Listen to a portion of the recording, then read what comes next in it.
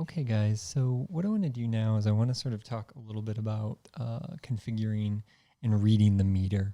I sort of talked earlier about how this shutter release button will engage the meter, and if you look here, you can see when I halfway press this down, I get this little dot underneath my meter readout.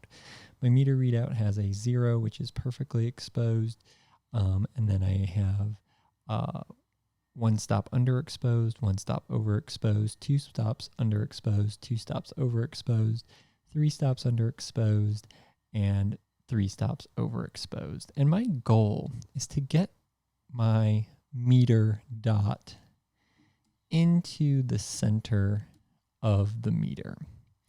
So if I were to make the picture at ISO 400 at f5.6 at a 50th of a second, so that's my shutter speed, right?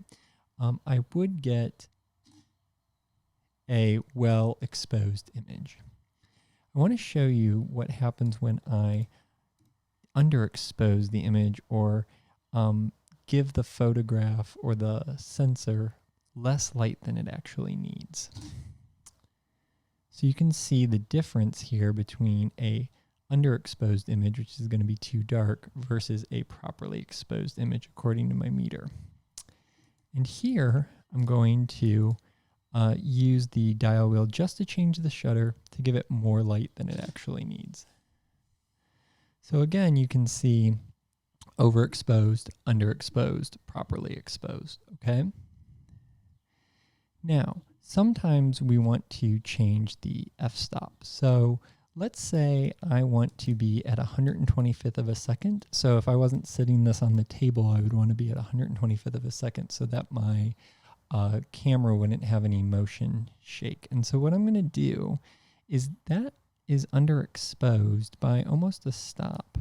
So what I'm going to do is I'm going to change my f-stop. I'm going to open up and give it a little more light. So I'm going to go to f4, take a meter reading again, and you can see I'm properly exposed. So again, we just want to remember that if I'm handheld, I want to be at 125th of a second or faster. And if you're not there, you might get a blurry picture. And I can use the AV plus minus button to change the f-stop or the shutter speed, and you can see that on the readout there.